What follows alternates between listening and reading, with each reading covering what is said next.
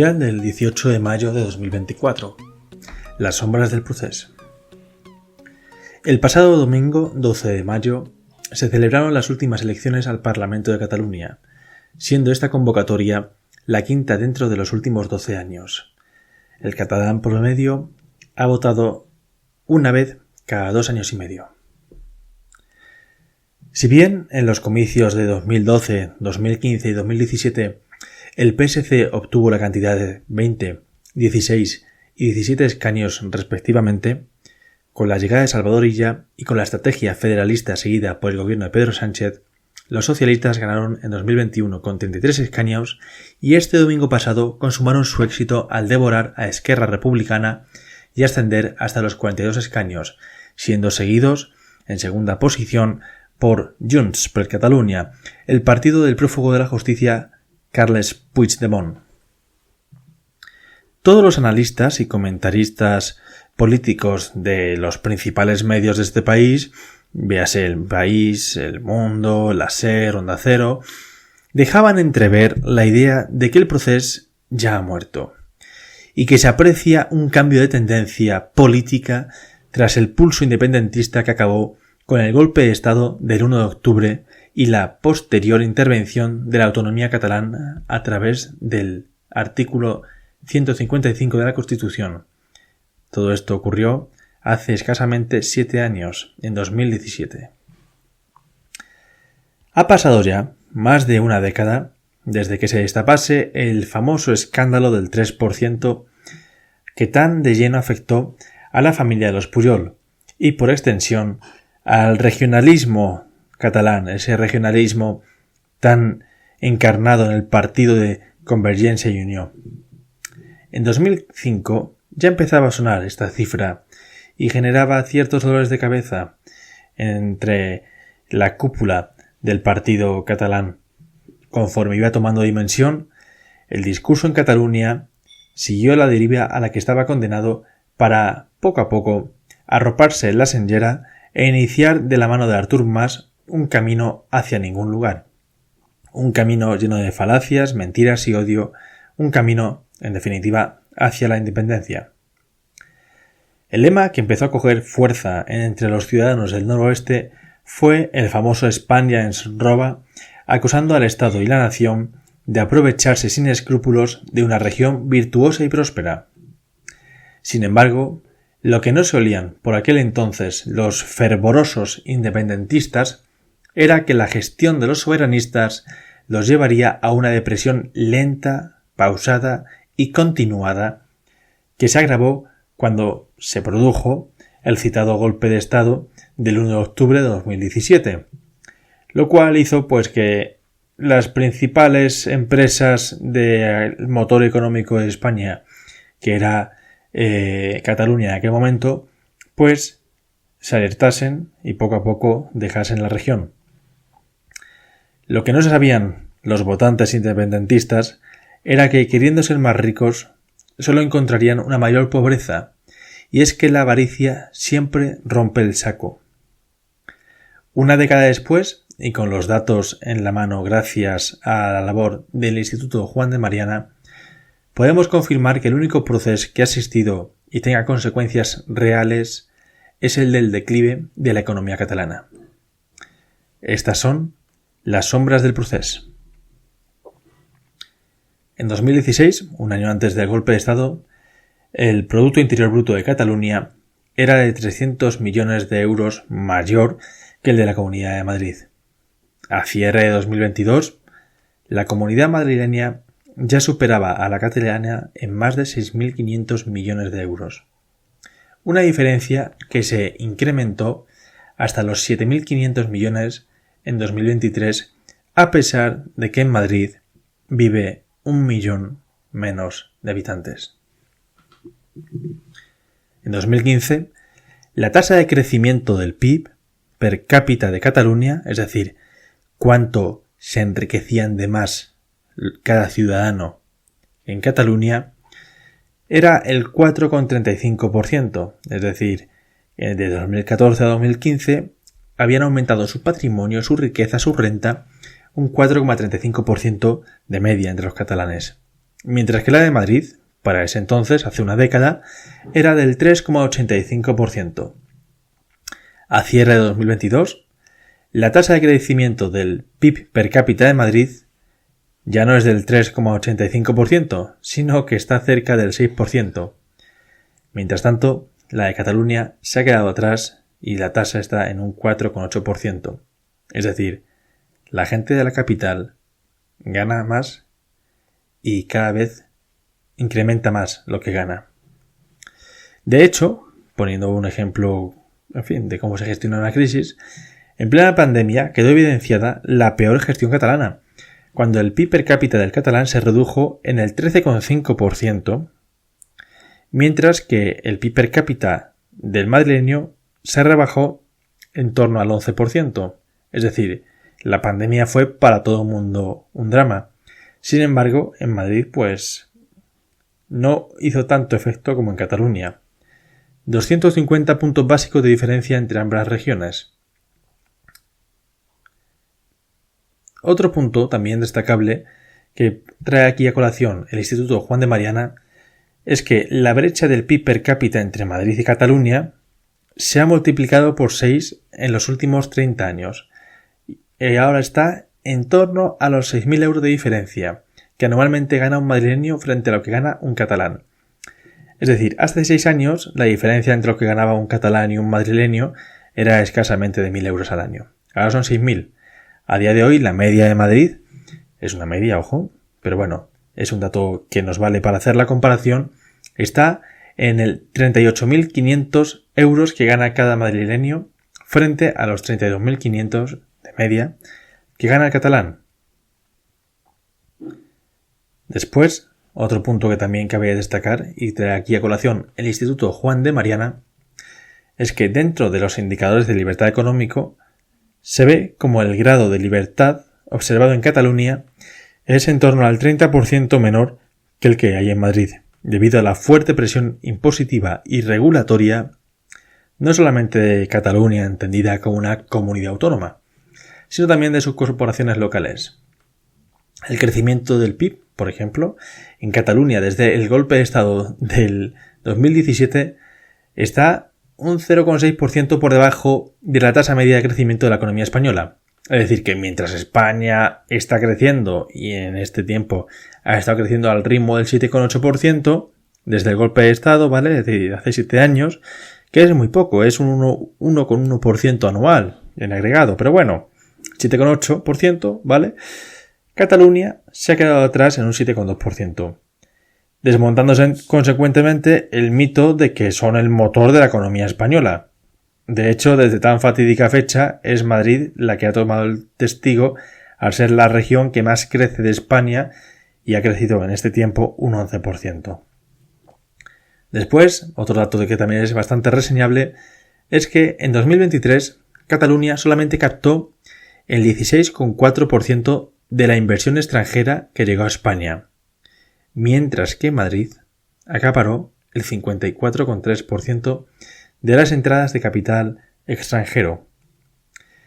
Si bien es verdad que en 2016, antes de que fuese el procés, Cataluña obtenía 8.300 millones de euros anualmente aproximadamente de inversión extranjera, a partir de 2017 la inversión extranjera se desplomó hasta los 3.400 millones de euros, es decir, más de la mitad, y escasamente ha logrado remontar hasta los 4.600 millones de euros en 2023. Un dato curioso, por cierto, es que el país que más invierte en España es Luxemburgo, siendo casi la cuarta parte de las entradas de capital extranjero que se recibe anualmente aquí, en nuestra nación, seguido de cerca por Holanda y Reino Unido. Pero bueno, un dato simplemente curioso este último.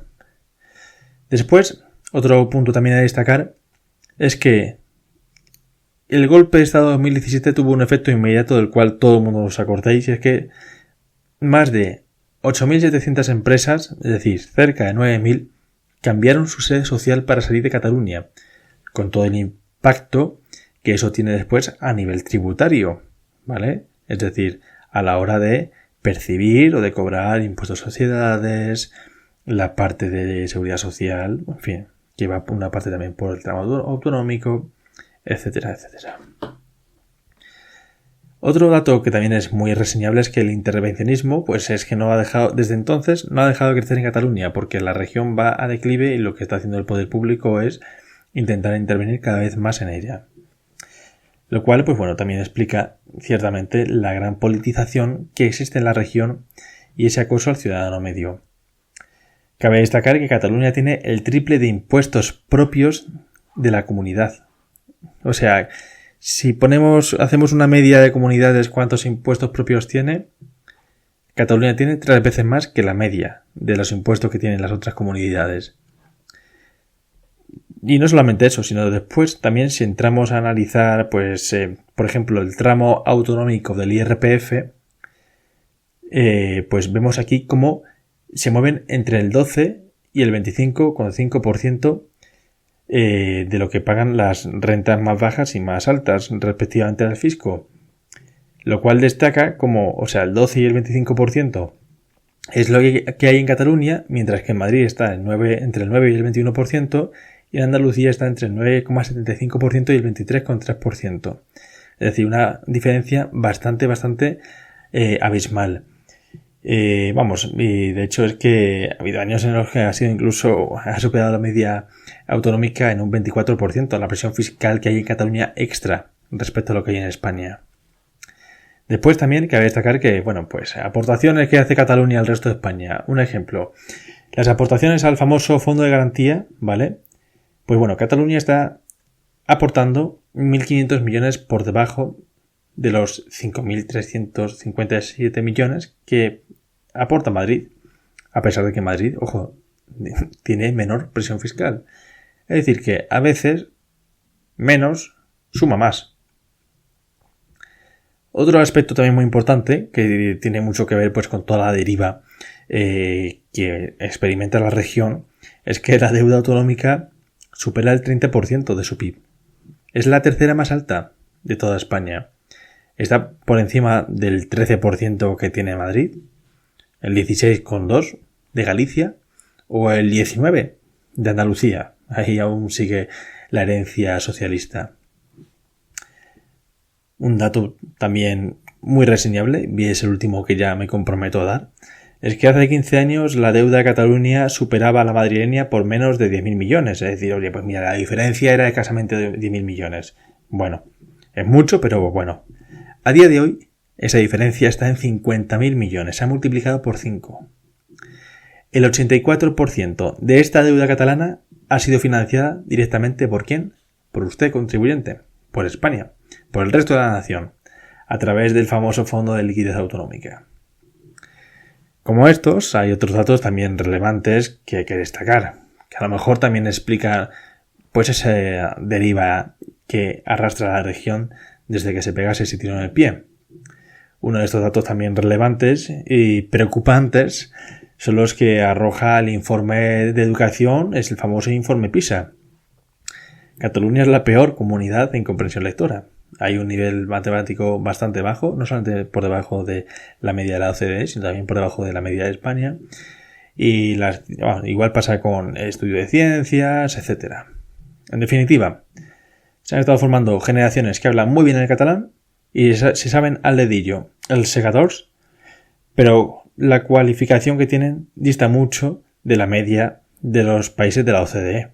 Y recordemos que durante mucho tiempo ha estado el mito de que el catalán es lo más parecido al europeo y el avanzado, y que el norte de España es lo avanzado respecto a lo que hay, de Valencia para abajo, y por no hablar de Peñaperros. A todos estos datos arrojados por el transcurso del tiempo, cabe destacar que también los pronósticos que distintos expertos realizan. Es decir, no solamente nos valen los datos, sino vamos a ver qué dicen los expertos. Pues, por ejemplo, nos encontramos en la vanguardia pues que profesores universitarios dedicados a la economía auguran que el declive económico catalán se puede seguir prolongando durante más de una década. Es decir, podemos estar a lo mejor cerca de unos 15 años o 17 años sintiendo en Cataluña los efectos del proceso. ¿Y cuál es la conclusión de todo esto? Bueno, Pues que nunca antes la ambición de los políticos regionalistas había salido tan cara. Qué fácil es siempre arriesgar cuando es otro quien paga el pato. Empezamos.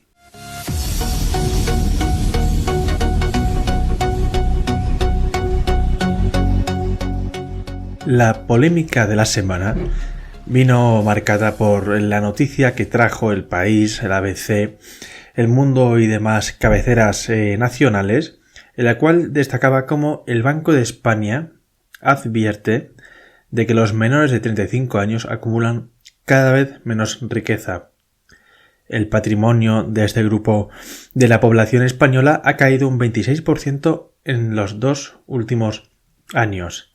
En contraposición se veía como la población con más de 75 años se enriquecía. Es decir, mientras ha bajado el patrimonio de las futuras generaciones que van a mantener el sistema, en fin, ya saben ustedes, de los más jóvenes, la pirámide demográfica, los que estamos abajo, vemos que por otro lado los que están arriba, pensionistas y muchos pues con pisos en alquiler, y la vida ya resulta pues su patrimonio se ha incrementado.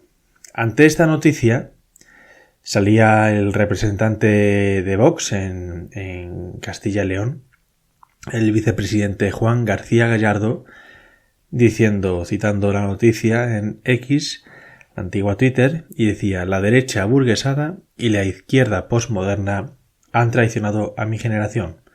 Hay que facilitar una distribución equitativa y lo más amplia posible de la propiedad. Urge un cambio de rumbo en España. Este comentario no ha sentado bien ni ha dejado indiferente a nadie. Enseguida ha habido tantos sectores de la izquierda, pero sobre todo de la derecha liberal, la derecha burguesada, como mencionaba Juan García Gallardo, que se han echado al cuello del joven político. Entre diferentes comentarios podíamos ver, por ejemplo, como María Blanco le decía Falange Returns, el musical, a lo cual Juan García Gallardo contestaba: no, María, se llama Doctrina Social de la Iglesia y la enseñan en la universidad en la que me diste clase con el doctor Rodríguez Brown. El asunto de la vivienda, de la propiedad, es un asunto sensible, porque en lo más mínimo, en cuanto se intenta mencionar cómo gestionarla, vas a tener siempre partidarios y detractores.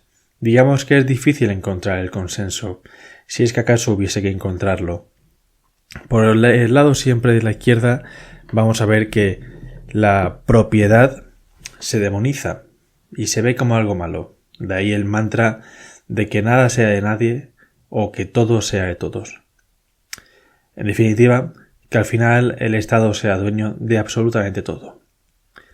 Y por otro lado tenemos, pues digamos que una derecha en España, que no voy a decir que sea corta de luces ni mucho menos, pero sí es verdad que cuando se habla de redistribución, enseguida se piensa en términos como la expropiación, la intervención del mercado, como si acaso eso fuese así, como si acaso eso, la forma de facilitar pues cierta equidad en la sociedad, que al final es defender a la clase media, solamente se pudiese hacer por las bravas, como se ha hecho siempre en la izquierda más radical, interviniendo y acabando con la institución de la propiedad, cuando precisamente facilitar es lo contrario.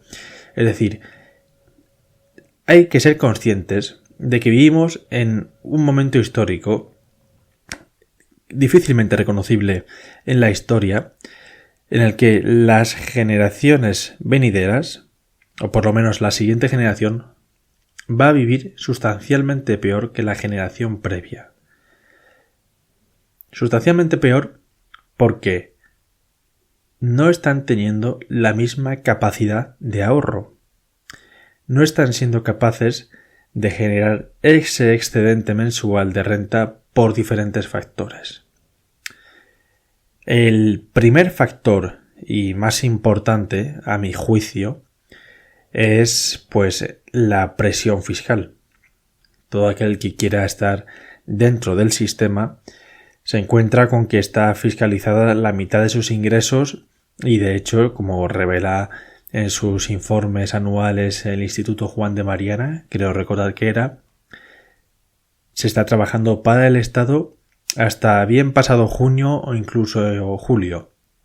Solamente a partir de julio el trabajador medio empieza a generar renta para él.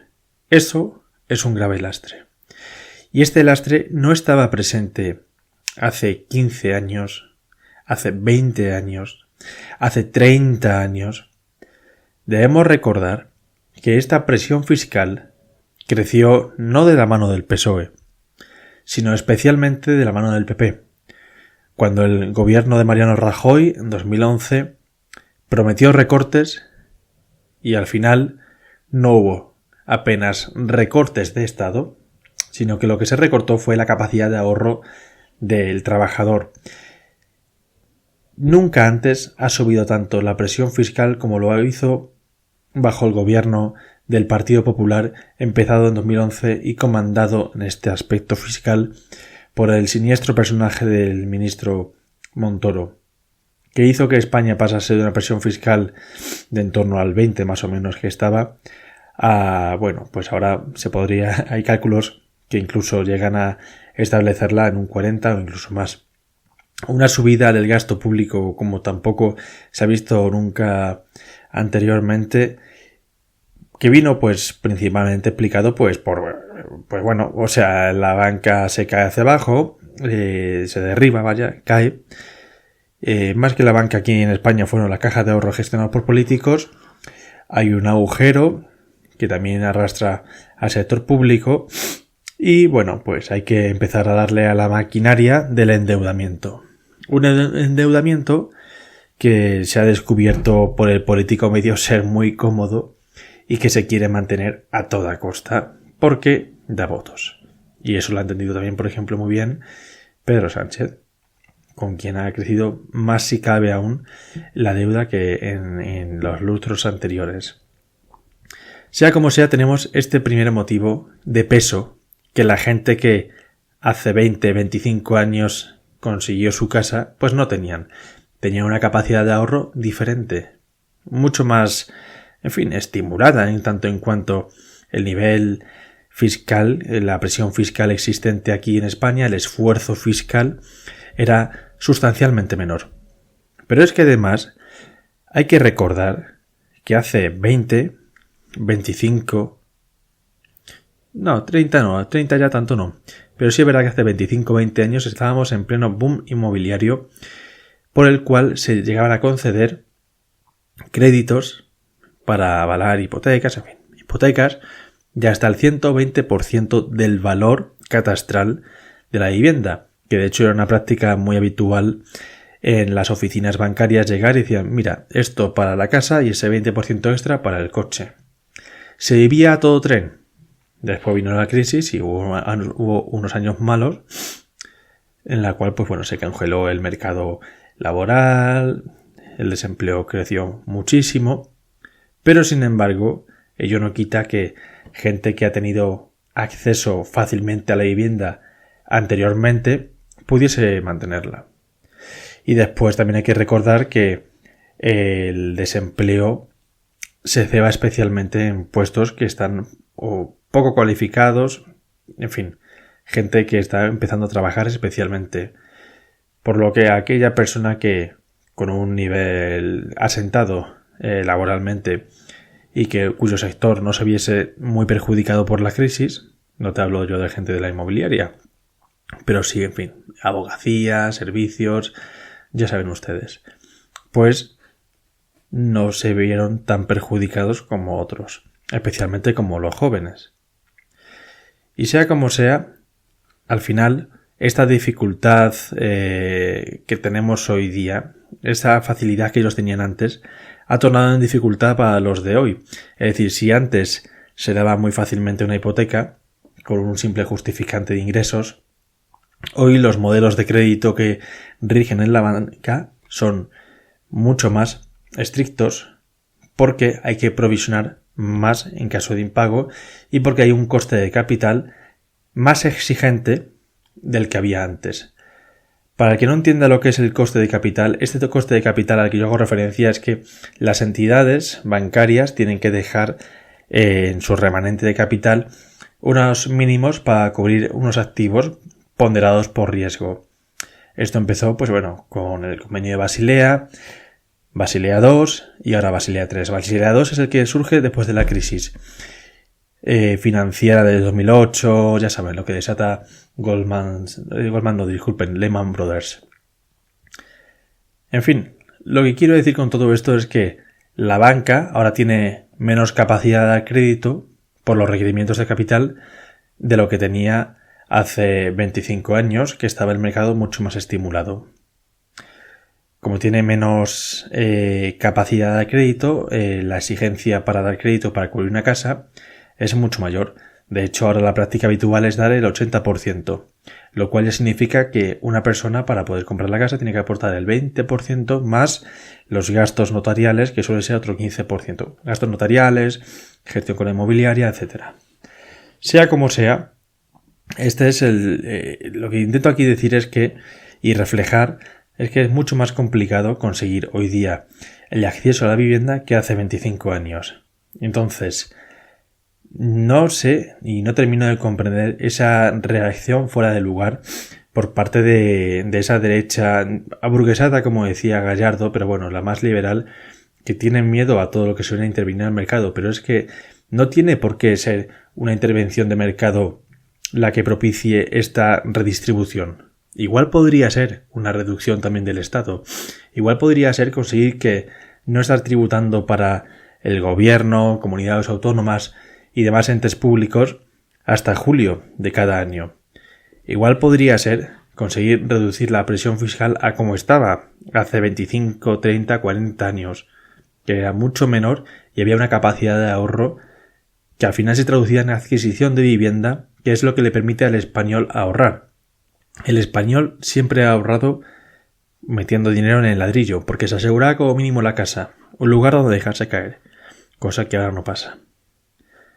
Y no solamente estas son las vías de reducir el Estado, también se puede dar facilidad a la banca, reducírsele o pedir a nivel europeo que se reduzcan esos requerimientos de dar crédito, que se suavicen los modelos de crédito, para así facilitar que se pueda adquirir la vivienda.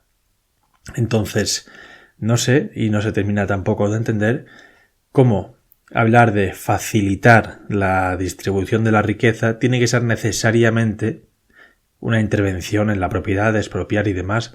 Por favor, no seamos tan maniqueos, no seamos tan simplistas, seamos conscientes de que hay muchas formas de atajar un problema y no siempre se hace bajo la dualidad que siempre nos ofrecen las izquierdas y las derechas tradicionales.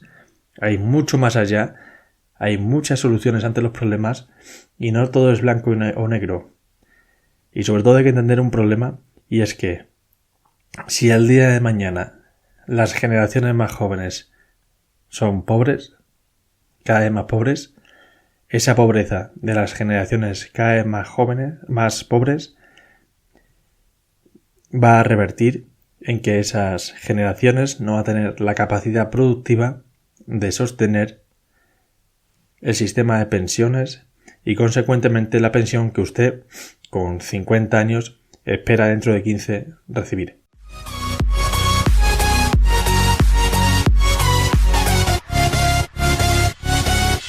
Bueno, pues para comentar las noticias de la semana tenemos aquí otra vez al dueño de esta casa. ¿Qué tal, don Enrique? Pues bien, de dueño nada, soy un colaborador más, no es... Pues quisiera ser dueño, no me importaría, pero bueno, un colaborador más.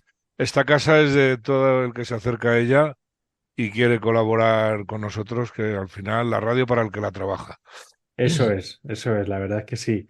Es un gustazo, ¿eh? Aquí, pues eso, esta empresita, los que nos acercamos por aquí, las temas que se tratan, vamos. La verdad es que yo personalmente a mí me tiene enganchado casi todos los días Luis de Libres, la Estoa, ¿vale? La Estoa me tiene muchas veces ahí, pues eso, hecha a correr, hago mi deporte y es que tiene un algo que te engancha, ¿eh?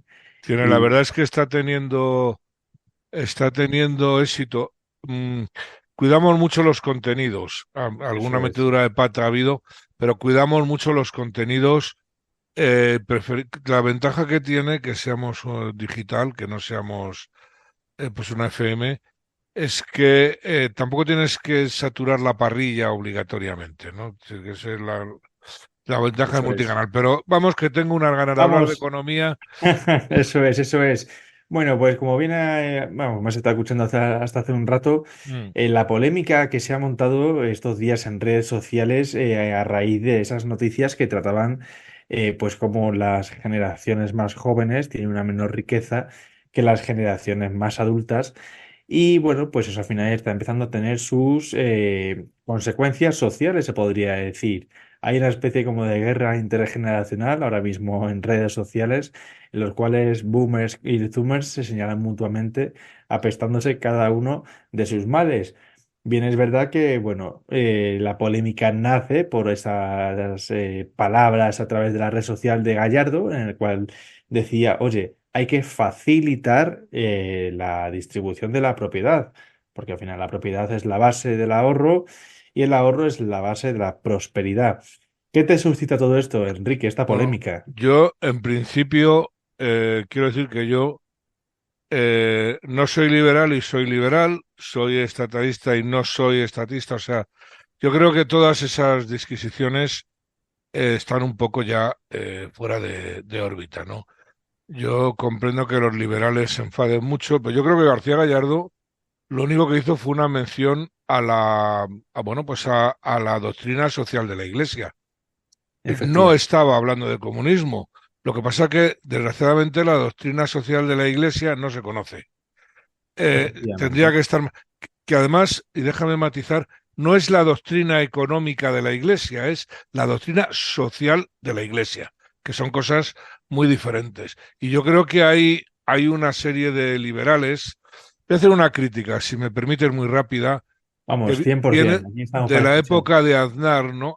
Para mí Aznar, que tuvo cosas buenas, pero fue un gran engaño, como fue todo, que tuvo cosas muy buenas, el thatcherismo y bueno, Reagan y todo aquello, ¿no? ¿Por qué? Por eso que además se ha nombrado neoliberalismo para diferenciarlo, porque hay un dato concreto que se llama monopolio. Ya desde hace mucho tiempo en economía, aunque lo dijera Lenin, también lo decían otros, o sea, el capitalismo tiende a la concentración. Eso es de cajón. Y la concentración acaba en monopolio o en oligopolio. Había antiguamente leyes que impedían esas cosas, no solamente en España, en En Estados Estados Unidos. Unidos, ¿eh? En Estados Unidos, de hecho, hace unos años Trump estuvo a punto de aplicar la ley antimonopolio para hacer que Facebook, Instagram y WhatsApp no estuviesen todos bajo la misma matriz y se separasen. Efectivamente, me acuerdo perfectamente y recuerdo ya antes bueno, pues seríais vosotros pequeños, yo no recuerdo el año, la famosa ATT, que era la telefónica de Estados Efectivamente. Unidos, que la dividieron en 7 compañías. ¿Tú te imaginas que haya un presidente de gobierno, en vez de intentar meterse, como está haciendo ahora en la empresa, que la coja y la divida para evitar los monopolios, ¿no? Que quizá la revolución tecnológica luego la facilitó esa división, ¿no?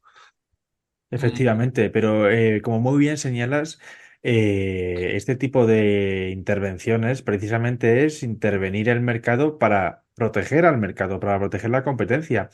Aquellas personas que a lo mejor no estén tan puestas en economía, tienen que saber que cuanto más perfecto es un mercado, la empresa que participa de ese mercado y produce bienes está obligada siempre a producir más cerca del coste marginal, es decir, de lo que le cuesta producir algo.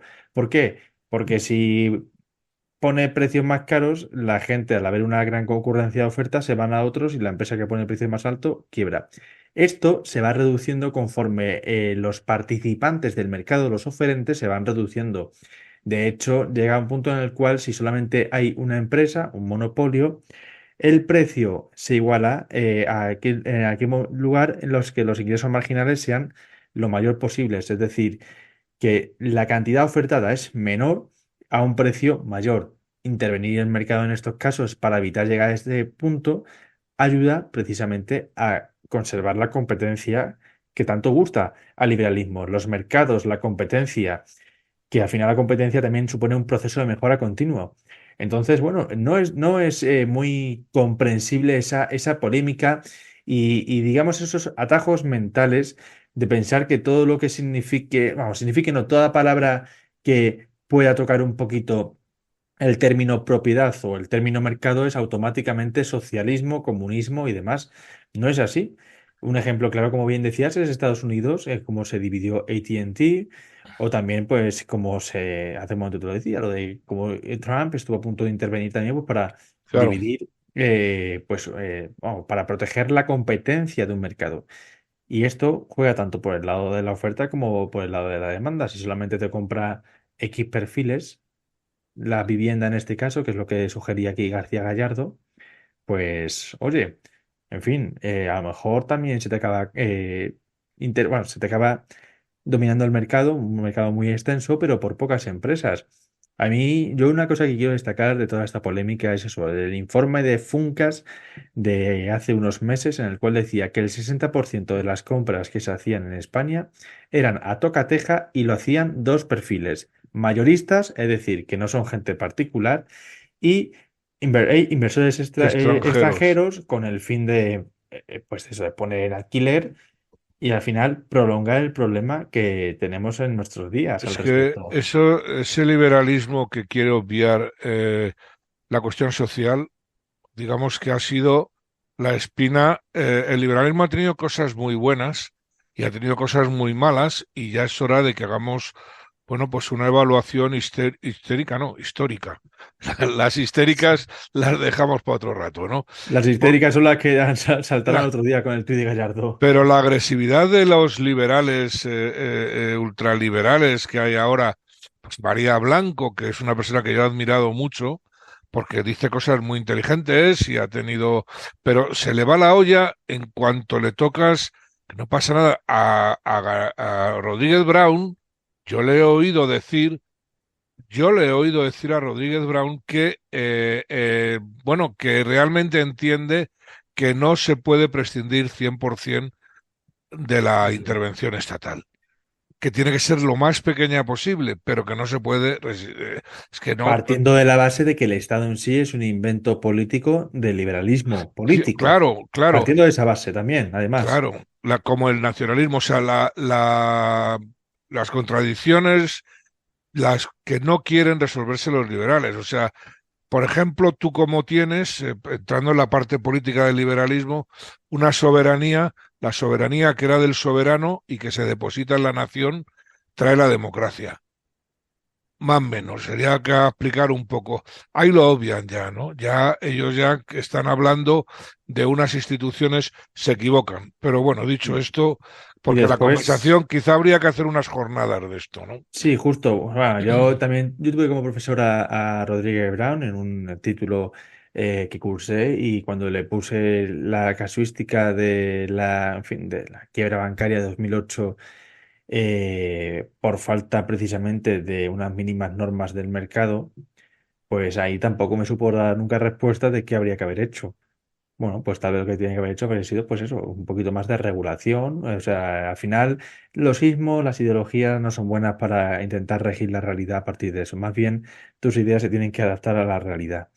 Y la realidad es que, en este caso, facilitar que se redistribuya la propiedad permite que haya ahorro, permite que haya una clase media, y eso es Y lo que hace como que tú una decías sociedad sea antes, la sana. fijación de precios, que eso es La de Adam, fijación de que es precios de es Adam muy Smith, se importante. hace en un mercado competitivo y libre, ¿no? Efectivamente, lo que pasa es que son los atajos mentales y los maniqueísmos a los que estamos expuestos, pues por la simplificación de las cosas. Y es que al final te vas a hacer un poco de análisis y dices, bueno, es que, joder, si facilito eso, si bajo impuestos, si liberalizo suelo, si evito concentración de propiedad. Es decir, lo que tampoco se puede permitir es tener una generación de gente desarraigada porque haya aceptado la uberización de la economía, que sea todo alquilado, y al final Y el alquiler es un además, trasvase de renta, desde el que gana la renta en particular, el trabajador que sea, hacia el arrendador en este caso.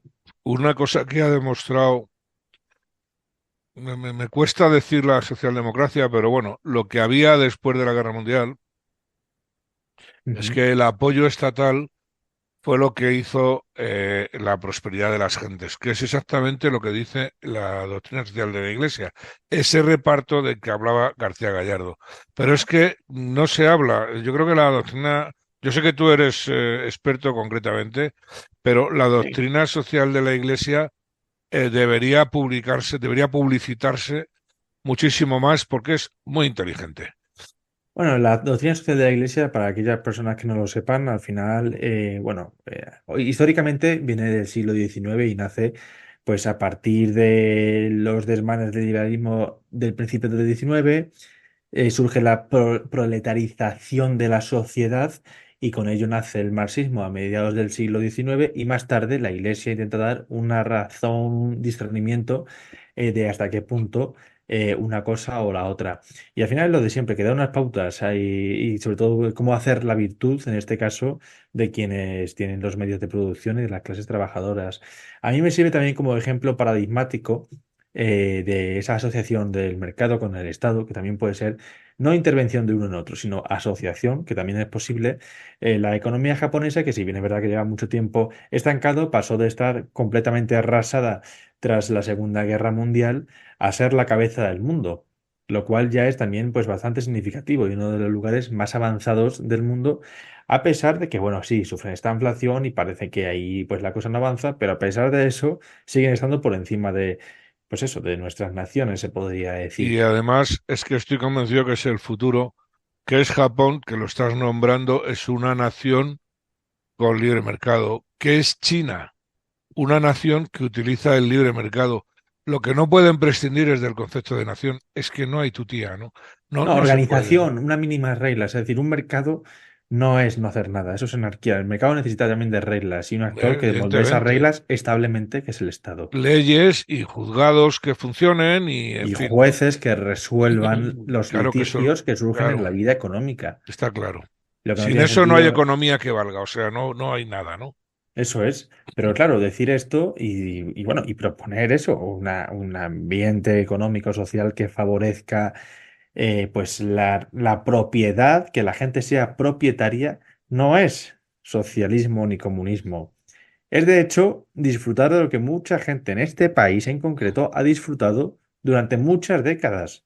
Pero fíjate, Ricardo, que se apropian, la propiedad es un concepto que no es del liberalismo. O No, sea, es anterior.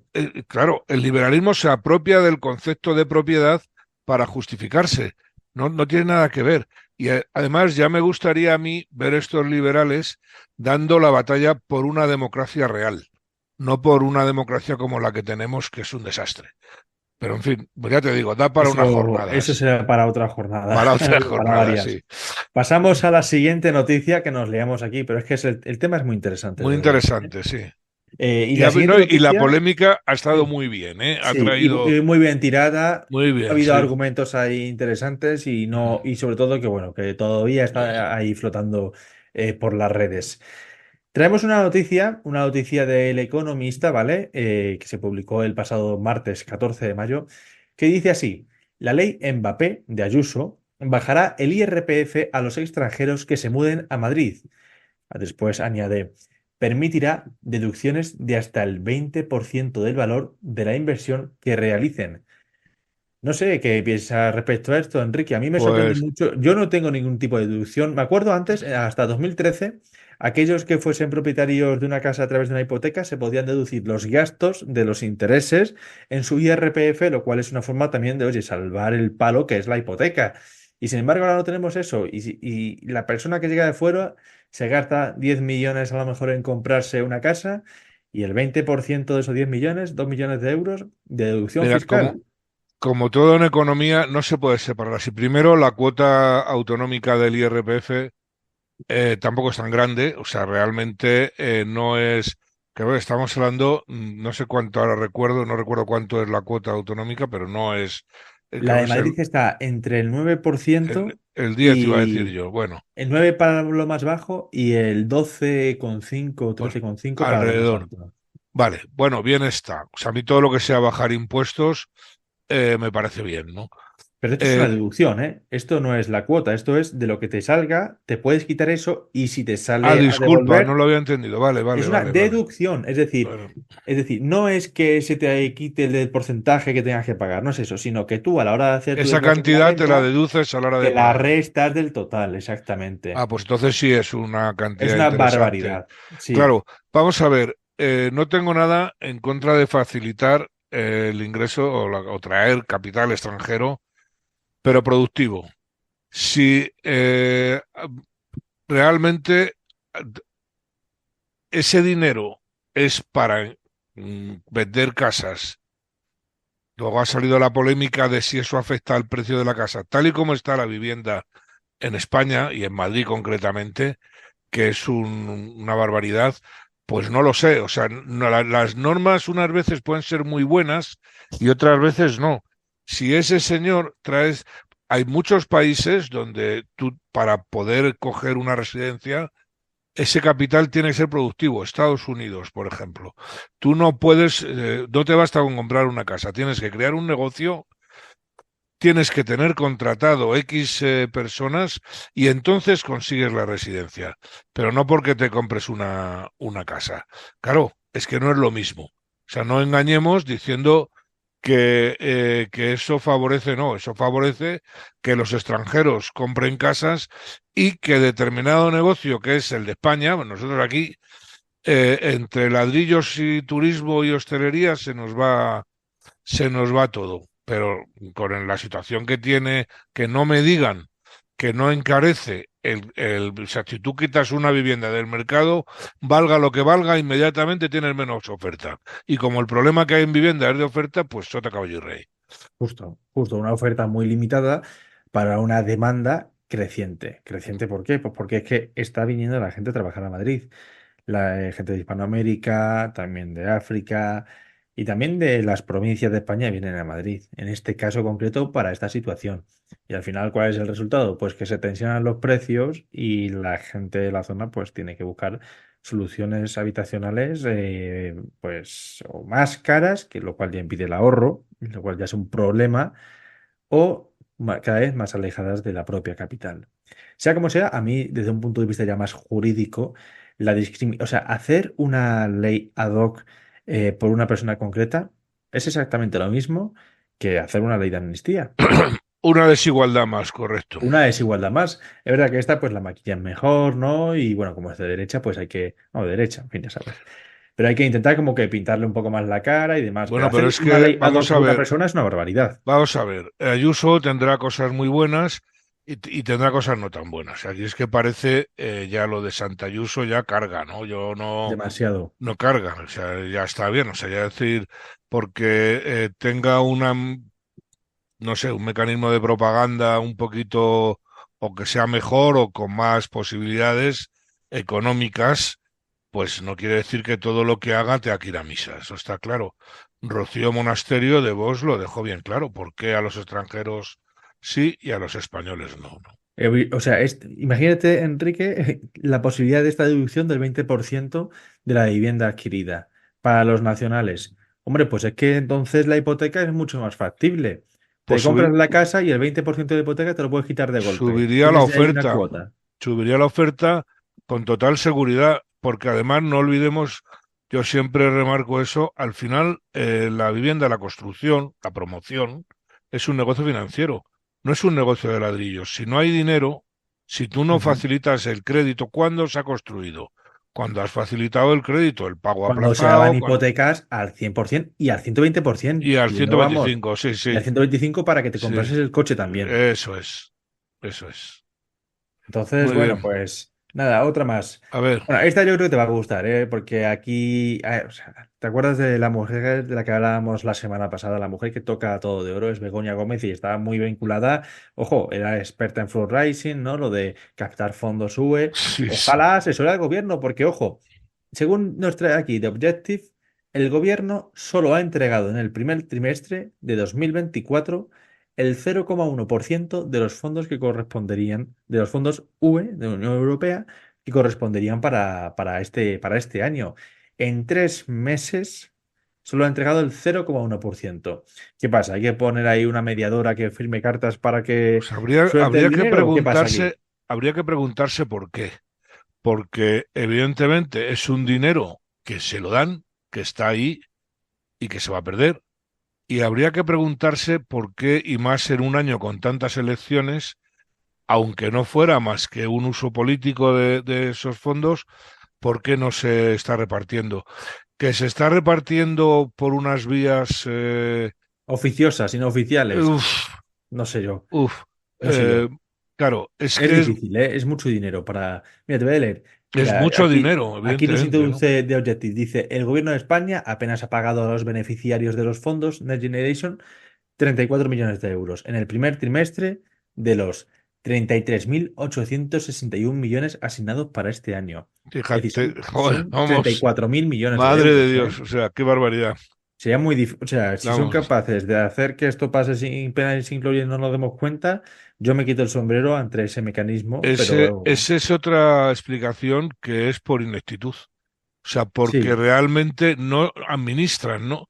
En Madrid tenemos una la capacidad o sea, una capacidad de no ser o sea, de una incapacidad de gestionar fondos, de al fin y al gestionar cabo. fondos. En Madrid teníamos cuando Carmena Sí, pasaba lo mismo, no se cumplía el presupuesto, o sea, prácticamente se gastaba pues un porcentaje, creo que no llegaba algún año al 50%. Luego presumían de que así pagaban deuda, ¿no? Porque la ley te obliga a que lo que no gastas lo lo tienes que dedicar amortizas. claro, a amortizar. Bueno, es que no sabéis gestionar, o sea, está así de claro, ¿no?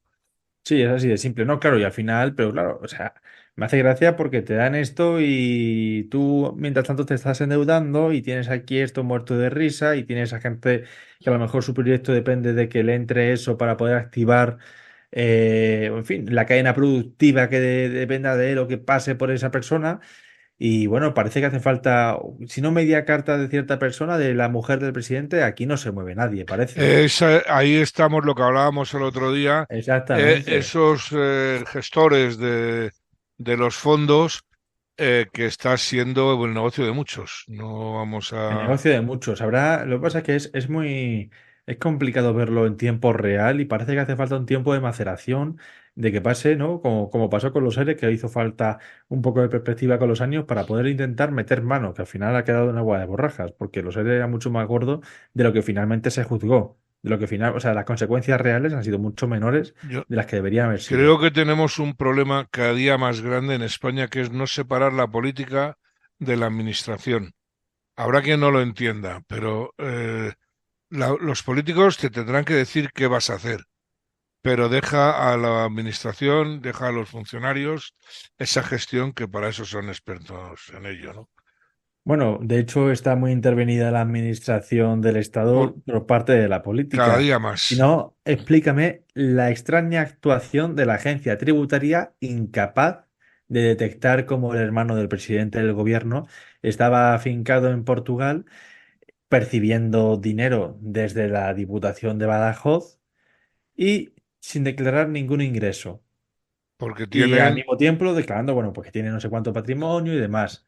Y sin tien- embargo, o sea, tú, Enrique, como la cagues un poquito aquí en la gestión de este medio, va y con la cachiporra van a ir a por no ti. te quepa duda, vamos, o sea, Y sin eso, embargo, algo tan gordo, un pufo como eso, que son controles auto. O sea, es que no es que haya una persona ahí vigilando, es que son controles que están sistematizados, son automáticos, que saltan, porque hay una serie de incompatibilidades a nivel de sistemas de la administración tributaria, de la agencia tributaria, que si se cumplen o no se cumplen, bueno, saltan o está, no saltan. una de las cosas que quiere hacer el gobierno es rebajar, bueno, pues la forma de entrar como en la inspección tributaria claro, evidentemente vas a meter ahí una serie de inútiles que nada van a servir más que para utilizarla como policía fiscal. O sea, no tiene más explicación.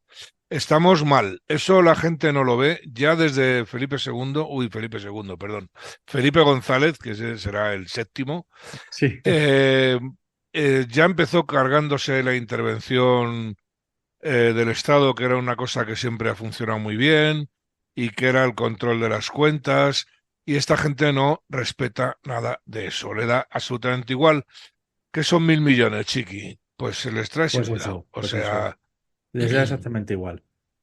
Después aquí te traigo otra noticia y es que, bueno, pues antes estábamos hablando de viviendas y demás.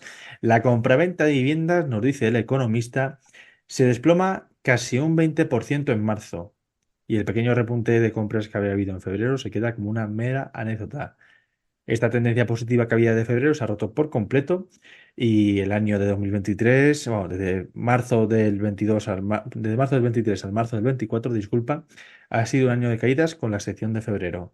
El número de transacciones está por debajo de los 50.000 entre enero y febrero, es decir, 20 y pico mil cada mes de compraventa de inmuebles. Y lo que único que crece son las obras, o sea, las operaciones que son sobre obra nueva. Es decir, aquellas nuevas edificaciones que se levantan, normalmente más alejadas de núcleos urbanos.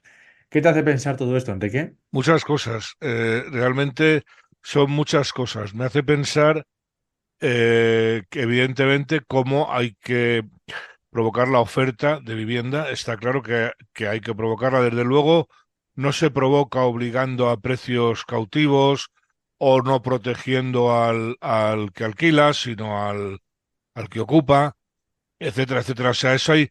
Y luego la parte financiera. O sea, está claro que no puedes obligar a unos bancos que están para ganar dinero. Yo creo que el banco Ujú. cuando presta es feliz, supongo, Efectivamente, tiene porque gana efectivamente. dinero, ¿no? O sea, no tiene. Y plantea cosas como si no se puede, hace falta una banca estatal, que me perdone María Blanco. Claro, o sea, pero esas plaquitas de Instituto Nacional de la Vivienda que el Rogerío se ha dedicado a quitar porque siempre quiere anular la historia, esas casas de protección oficial en las que hemos vivido todos, yo también, que teníamos todos una casa más que digna y Ujú. estupenda, pero tan complicado es porque hay que solucionar la vivienda. La vivienda no se puede solucionar dejando que la gente haga chabolas. Ha pasado de ser una virtud del país a ser un grave problema. Eso es una cosa que no cambia. Yo volviendo también incluso a otras fórmulas, es que eso, que hace 25 años te estaban dando el 100% de la hipoteca, que es un problema que hay hoy día. Tú le das un justificante de ingresos y te daban el 100% automáticamente. Ahora tienes que aportar el 20% sobre el valor catastral y después además hay que cargar con un 15% extra más o menos que te cuesta en fin, la tasación, la notaría, si hay una inmobiliaria de por medio también la inmobiliaria, que al final significa que tú tienes que llevar o sea, el 35% del valor del inmueble ahorrado. Si te compras un piso de 100.000 euros, tienes que llevar ahorrado 35.000 Claro, euros. Y a ver quién ahorra 35.000 euros, hoy primero en con día la tensión de precios, con el nivel de, o es sea, que son presión una serie fiscal de que hay. contradicciones. Si tú traes inmigrantes, vas a bajar los sueldos. Eso está claro. Y vas Si a va, subir también el precio del alquiler, porque si hay más gente que viene de fuera y inmediatamente, pide alquileres, correcto, está bajando, correcto. con la misma jornada está bajando el precio del alquiler, o sea, bajando, perdona, los salarios, sueldos y salarios, o los estás estancando por lo menos, y al mismo tiempo estás tensionando los núcleos urbanos y el alquiler Mira, sube, porque el inmigrante no tiene casa en propiedad. No una es de una las pena. pocas cosas que he estado de acuerdo, voy a decir una cosa, voy a perder unos cuantos amigos, pero bueno, que fue con la subida del salario mínimo, las subidas del salario mínimo, que ya sé que ha sido una cosa podemita. No ha pasado nada, no ha pasado nada, no se ha generado una inflación tremenda, porque además la inflación ya no depende de nosotros. Si no encontramos la masa monetaria, si es que no depende de nosotros la inflación ya. Entonces, ahí de alguna manera eso sí que ha podido generar, eso no es una medida liberal, pero yo no me pregunto si es liberal o no, yo me pregunto si funciona o no O no funciona. funciona. Pues con la vivienda lo mismo. Justo. Hay que ir probando en fin, cuál es la tecla que se adecua, pero lo que no se puede ser es un kamikaze ideológico y mucho menos si lo eres también porque tienes intereses espurios. Hay mucha Claro, gente que está viviendo, en fin, con sus pensiones y demás, y además alquileres, que dices tú, no, o sea, está bien que quieras tener, claro, pero pero piensa en los que vienen también, tú ¿no? alquilas si estás protegido. Si a mí no me protege la ley Claro, porque, o sea, no es, aquí se ha cargado sobre los propietarios el solucionar un problema social que hay. Que no son los propietarios los que tienen que solucionarlo. Que no, se tendrá que solucionarlo primero los que lo están sufriendo y luego habrá que ayudarlos desde el Estado. Eso Ujú. está claro, porque claro, es muy cómodo también que se están dando casos de verdaderos abusos en las inquiocupaciones, claro, mira, oye, claro, Es que también a nivel jurídico estamos en un estado bastante mejorable. A nivel lo que jurídico, a nivel hablábamos al de... principio, sin Sí, porque unas no hay normas, protección. Sí, sí, sí, 100%. no hay economía, es imposible, ¿no? O sea, no puede ser, ¿no? En Portugal son 24 horas lo que tarda en echar Ocupa. Claro, pero si es normal. Juez de paz y fuera. Ya está. Claro, ya está. Es que no hay más historia. La ocupación, yo recuerdo, eso fue un fenómeno que se dio que empezó a darse en Londres, que yo vi que empezó a darse, pues bueno, en época de, creo que eran los punkis, lo que había entonces, Ujú. que era, pues bueno, pero una cosa como minoritaria, pero es que se ha convertido en un negocio. Es que se venden las casas ocupadas. Bueno, sí, de hecho yo me he Es un encontrado, por mercado ejemplo, nuevo de casas ocupadas, En ¿no? Valencia te encontrabas casas a un precio extraordinario y de repente mirabas y decías, no, es que tienes que comprar la nuda propiedad porque está ocupada la casa. No está, Ah, no bueno, está claro, ocupada. claro, claro, claro. Claro, te rebajaban 50.000 euros el precio, 60.000, lo cual era muy raro, un piso cerca de la playa en Valencia, y veías que era por eso, porque estaba ocupado. O sea, que estaba vendiendo, lo ocupa incluso. O como en el caso que se vio hace unos días por redes sociales de la chica de Ibiza, que había ocupado un piso y se dedicaba a alquilar las habitaciones a gente del piso. Con Y un par, estaba claro que sí. sacando, pues, Claro, unos claro, 1.200 euritos claro. limpios al mes, o 1.300. Y encima iba la tía ahí por redes alardeando de eso. Honestamente, eso es para entrar allí y Y echarla. Y sacarla, incluso encerrarla. Es sí, que incluso encerrarla. sí, sí, Restituir el daño hecho pagando lo que has estado ganando todo ese tiempo. Y mm, después, además, tendrías que ir a un tiempo a la trena. Es así. sí. Yo no sé si Bukele, pero que unas medidas mucho más duras, penales, pero pero ya porque, Hace pero falta contundencia jurídica. claro, no me Sí, seas tan liberal y protégeme la propiedad privada. Claro, pero es eso que es. luego cuando tú les dices esto a los liberales, hoy por favor las garantías legales y jurídicas y bueno, en fin, que ya sabe todo Las el mundo cómo garantías tienen estamos. que ser prácticas. No tienen que ser una cosa Está claro, ¿no? utópica y demás. Y no tiene que jugar nunca en contra del ciudadano que está respetando la ley, ¿sabes? Es una cosa, vamos, que tiene que Y ser sobre así. todo del que paga impuestos, ¿no? Efectivamente, especialmente de él. Efectivamente. Y la última noticia que te traigo, Enrique, es que el Banco de España ha fijado un colchón de capital anticíclico del 1% y la banca va a dotar hasta 7.500 millones de euros hasta 2026. Esta activación del colchón ¿Banco de España o anticíclico Banco de Europa? Banco de España es el que se encarga de fijar este tipo de colchones, que lo va a hacer en dos fases, donde y cada año va a tener que aportarse el 0,5%, es decir, 3.500 millones en total. Y te preguntarás, ¿esto qué significa? Pues me lo pregunto.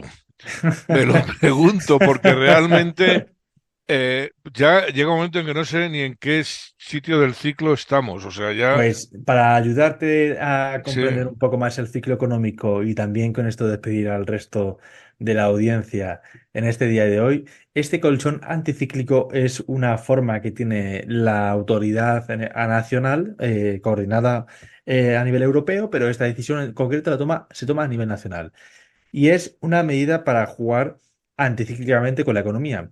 Ahora la banca ha estado pasando una época de bonanza. ¿Por qué? Pues porque ha tenido tipos de intereses muy altos y una remuneración de depósitos muy bajos, la más baja de Europa mm, prácticamente. Creo que solamente hay un país que ha pagado menos que España sus depósitos, al mismo tiempo que subía el tipo de interés para todo el mundo. Esto ha propiciado que, bueno, este año ha sido muy bueno para la banca. ¿Y qué es lo que dice la normativa prudencial de Basilea para evitar precisamente quiebras y demás? Oye, pues mira, en momentos extraordinarios de beneficios tienes que meter más capital en tu empresa para prepararte para futuras crisis. Así no. que, como Eso ve ya el lo Banco de entiende. España que hay cierto riesgo, o sea, que se ha pasado por un buen momento y puede haber cierto riesgo en el medio plazo de recesión, dice, oye, tienes que votar esto. para prepararte y que no se congele el mercado de crédito cuando Lo llegue la entiende recesión. todo el que ahorra. Eso está claro, que sabes que tienes que guardar por las que puedan venir, para decirlo en Exactamente. términos. Ahora, yo no sé si eso es así. Yo creo que es un tema, dicho así como lo cuentas, que parece muy sencillo, pero quizás sea más complicado, ¿no? Porque el tema de la banca, la semana pasada lo hablábamos, La banca, yo intento siempre contar las cosas de la forma más sencilla posible, pero es verdad que es complejo, muy complejo. complejo, ¿no? Sí, Quizá un sí. día hay que hablar a la gente, pues eso, de las masas monetarias, de cómo funciona un banco realmente, Sí, estaría muy bien hacer un programa especial, de, bueno, una especie como de reportajillo así, en el que se ah, explique claro, cómo funciona un banco cómo funciona realmente. un banco. La gente se cree que un banco es un señor que odia a todo el mundo y que está ahí esperando. No, un Claro, banco es un claro, claro. negocio como otro cualquiera, demasiado intervenido normalmente, pero bueno, ¿no? Sí, porque tiene también, es muy sensible, o sea, tiene un fin, o sea, su mercadería es muy sensible, es el crédito, es el dinero, y es el Eh, intermediario financiero por excelencia. claro, es la base de todo el resto. O sea, es que es, claro. Entonces, claro, tiene ahí, en fin. Pero bueno, demos un voto de confianza al Banco de España y A vamos mí a me suponer genera, yo de las autoridades que hay, es de las que es más que, respetable. Sí, yo también lo creo, ¿no? viendo cómo está España degradada a Mm. día de hoy. Sobre todo después de lo que han hecho con la CNMC, Sí, que bueno, pero vamos, ¿no? Pero sí, sí, sí, vamos a creer que el Banco de España está haciéndolo bien. por lo menos de momento. De momento. Muy bien. Pues nada, señores, muchas gracias por acompañarnos en este sábado 18 de mayo aquí en Multicanal Radio de Estados y Mercados. Os mandamos un fuerte abrazo. Muchas gracias, Enrique, por venir aquí Nada, ya un sabes que yo sábado. me lo paso bomba aquí, aprendo mucho Lo sé, la además. verdad es que sí, estamos aquí bastante, bastante bien. Y nada, nos vemos en el siguiente programa. Un fuerte abrazo. Un saludo, hasta la semana que viene.